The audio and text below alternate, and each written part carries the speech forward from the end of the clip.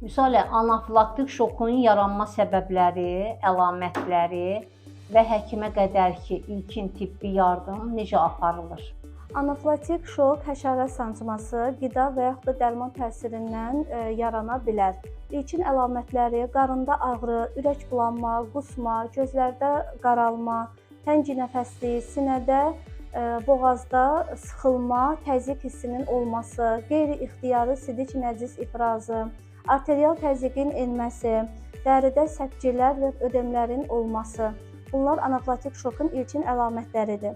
Əgər təcili tibbi yardım göstərilməzsə, xəstədə qıc olma, bayılma, tənəffüs aktının dayanması baş verə bilər və nəticədə ölüm olar.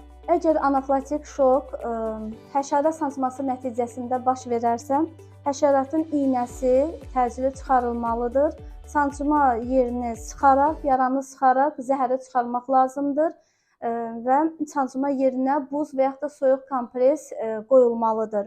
Yox, əgər şok dərman preparatının yeridilməsi nəticəsində baş verirsə, dərhal preparatın yeridilməsi dayandırılmalıdır. İynə vurulan yerin yuxarı hissəsindən juqut bağlanmalı və iynə vurulan yerə buz qoyulmalıdır.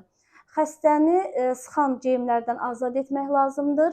Başının altına yastıq qoymadan, başını yana qoymaqla ayaqları bir qədər yuxarı vəziyyətdə xəstəni uzandırmaq lazımdır. Yox, əgər xəstədə təngi nəfəsliyi varsa, xəstəni yarı oturaq vəziyyətdə saxlamaq lazımdır. Xəstənin üzərini isti örtmək lazımdır, qan dövranı yaxşılaşdırmaq üçün ayaqlarına qrelka qoyulmalıdır, otağın havası təmiz olunmalıdır. Xəstənin huşu özündədirsə, xəstəyə antihistamin preparatı verilməlidir.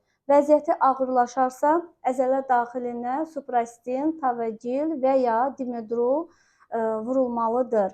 Böyüklərə bir ampula vurulur, 1 ayından 1 yaşına qədər uşaqlara ampulanın 1/4 hissəsi vurulur, 1 yaşından 6 yaşa qədər uşaqlara ampulanın 2/1 hissəsi vurulur, 6 yaşından 14 yaşa qədər uşaqlara isə ampulanın ya 2/1 hissəsi və yaxud da 1 ampula vurulur.